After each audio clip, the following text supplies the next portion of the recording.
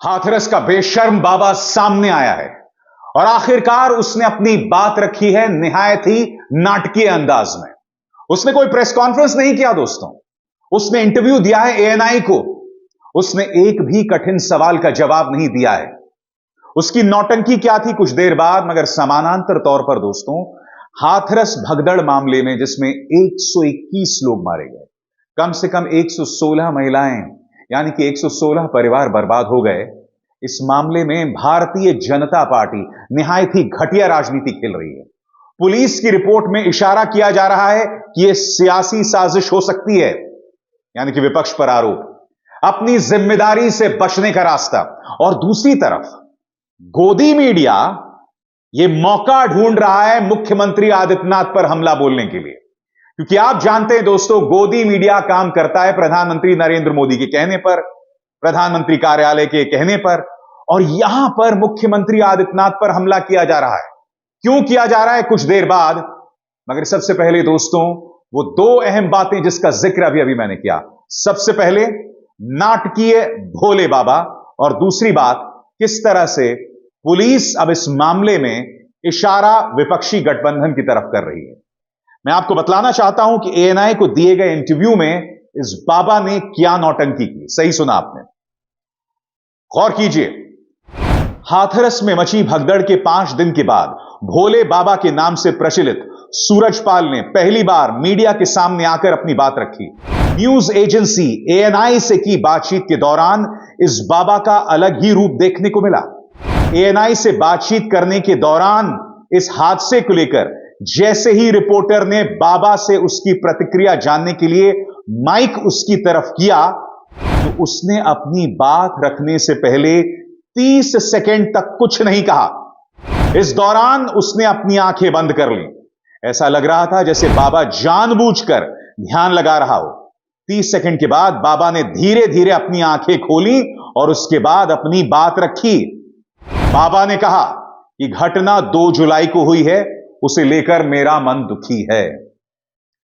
यह so called भोले बाबा की हिम्मत है कि वो मुझे इंटरव्यू दे सके, क्योंकि मुझे तजुर्बा है 2 बाबाओं का इंटरव्यू करने के लिए। याद है, नीली चटनी हरी चटनी निर्मल बाबा, इसका इंटरव्यू मैंने ही किया था।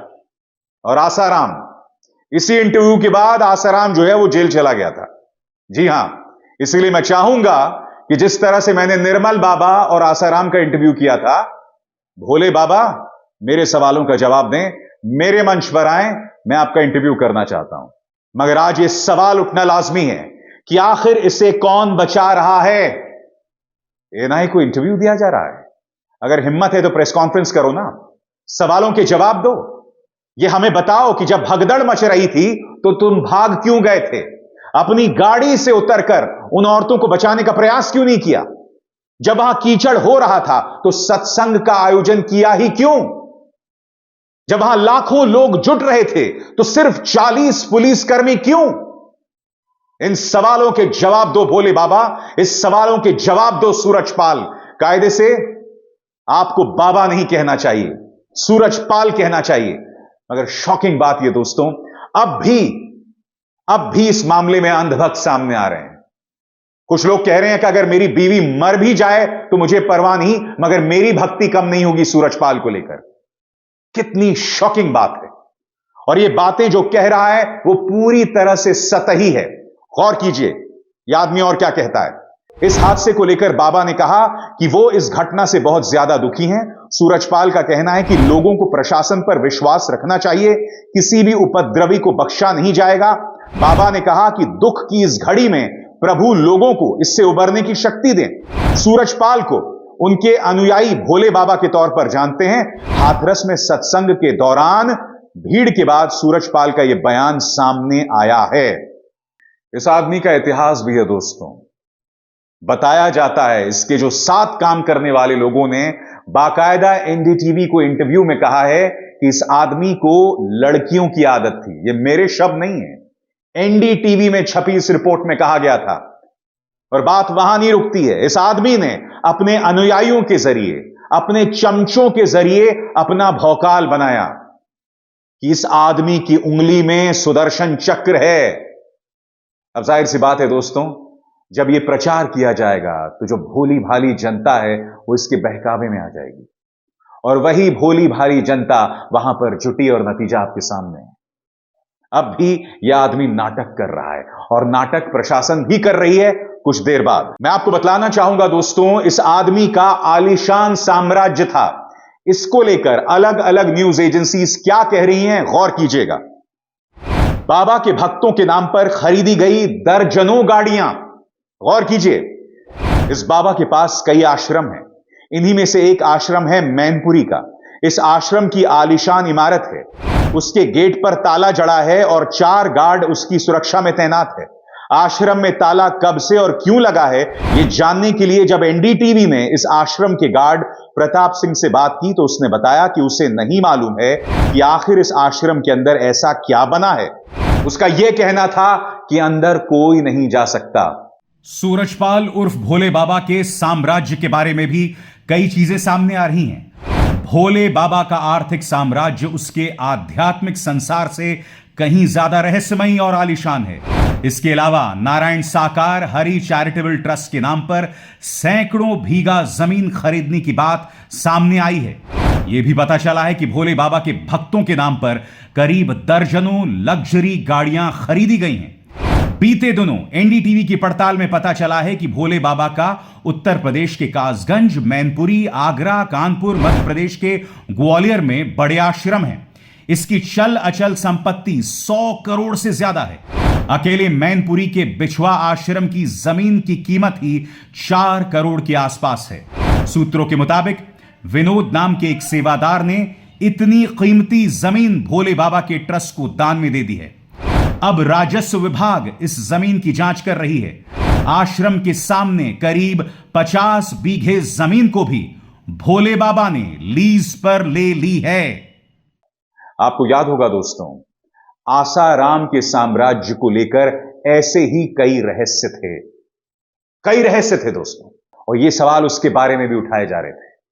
बड़ा प्रश्न, क्या मुख्यमंत्री आदित्यनाथ इस मुद्दे की गंभीर जांच करेंगे? क्या मुख्यमंत्री आदित्यनाथ को अंदाजा है कि अब उनके नाम की सुपारी निकल चुकी है? तिहाड़ नरेश पत्रकार क्या कह रहा है मुख्यमंत्री आदित्यनाथ के बारे में और इस मामले के बारे में, जो मेरे हिसाब से गलत नहीं है, मगर उसमें दिक्कत क्या है, कुछ देर बाद सुनिए। इसमें दिक्कत क्या है मैं आपको बताता हूं दोस्तों। याद कीजिएगा, जब हाथरस की गुड़िया की मौत हुई थी, रातों रात शव जला दिया गया था, तब इसी पत्रकार ने मुख्यमंत्री आदित्यनाथ से कोई सवाल नहीं पूछा था। यह किसी और चैनल में काम करता था और इसने इसे ऑनर किलिंग बता दिया था। यह इशारा कर दिया था कि उस गुड़िया की मौत के लिए उसके भाई जिम्मेदार थे। तब यह किसी और न्यूज चैनल में काम करता था। इस तरह की बातें पत्रकारों ने उस वक्त की थी, ऑनर किलिंग बताया जा रहा था। मैं आपसे सवाल पूछना चाहता हूं, अब यह मामला योगी बनाम मोदी नहीं तो और क्या हो गया है? यह न्यूज उस बात की जीती जागती मिसाल है। और सबसे बड़ी बात, पुलिस जिस तरह से इस मामले में राजनीति कर रही है। आपके सामने दैनिक भास्कर की यह खबर, बाबा पर कृपा भगदड़ को सियासी साजिश भी बता रहे हैं। पढ़िए दैनिक भास्कर क्या कहता है। हाथरस में 2 जुलाई को नारायण साकार हरि भोले बाबा के सत्संग में भगदड़ और 123 मौतों के जिम्मेदार मूल कारणों को एसआईटी ने जांच कर 15 पेज की शुरुआती रिपोर्ट तैयार की है। इसमें सारा दोष प्रशासन और आयोजकों पर मढ़ा गया है। बाबा पर सिर्फ इतना कहा गया है कि जरूरत पड़ने पर उन्हें जांच में शामिल करेंगे। आगे सूत्रों के मुताबिक रिपोर्ट में राजनीतिक साजिश की तरफ इशारा करते हुए कुछ स्थानीय नेताओं की भूमिका पर सवाल उठाए गए हैं। ये नेता यूपी की एक प्रमुख विपक्षी पार्टी से जुड़े बताए जाते हैं। यानी कि विपक्ष पर दोष मढ़ना। याद कीजिएगा, अखिलेश यादव की तस्वीर को वायरल किया जा रहा था कि ये इस भोले बाबा के साथ दिखाई दे रहे हैं। अरे भाई, आसाराम के साथ तो प्रधानमंत्री नरेंद्र मोदी, लाल कृष्ण आडवाणी दिखाई दे रहे थे। बलात्कारी राम रहीम को बार बार भाजपा ने ही तो पैरोल पर रिहा किया था। तो क्या तस्वीर साथ दिख जाने से कोई दोषी हो जाता है? और सबसे बड़ी बात, सरकार किसकी है? आप टूल किट देखिए दोस्तों। याद कीजिए, मैंने हाथरस की एक और घटना का जिक्र किया था जिसमें एक बेटी के साथ कथित तौर पर दुष्कर्म और उसकी हत्या कर दी जाती है। रातों रात उसका शव जला दिया जाता है। उस मामले में भी आपको याद होगा, सरकार ने इसे अंतरराष्ट्रीय साजिश बताया था। सिद्दीक कप्पन हाथरस जा रहा था उसे कवर करने के लिए और उसे आतंकवाद की धाराओं में गिरफ्तार कर दिया जाता है। बार बार मुख्यमंत्री आदित्यनाथ उसे अंतरराष्ट्रीय साजिश बता रहे थे, जबकि वह ऐसा साबित नहीं कर पाए। अब इसे सियासी साजिश बताने की कोशिश की जा रही है। हर बार वही टूल किट, हर बार अपने आप से दोष को हटाने के लिए या तो विपक्ष पर दोष मढ़ दो या इंटरनेशनल साजिश बता दो। सबसे बड़ी बात, और दोबारा, सूरजपाल प्रेस कॉन्फ्रेंस करो। हिम्मत है तो मेरे मंच पर आकर मेरे सवालों का जवाब दो। जैसे मैंने कहा, मुझे तजुर्बा है इंटरव्यू करने का, चाहे आसाराम हो या निर्मल बाबा। अभिसार शर्मा को दीजिए इजाजत। नमस्कार। स्वतंत्र और आजाद पत्रकारिता का समर्थन कीजिए, सच में मेरा साथी बनिए। बहुत आसान है दोस्तों, इस ज्वाइन बटन को दबाइए और आपके सामने आएंगे ये 3 विकल्प। इनमें से एक चुनिए और सच के इस सफर में मेरा साथी बनिए।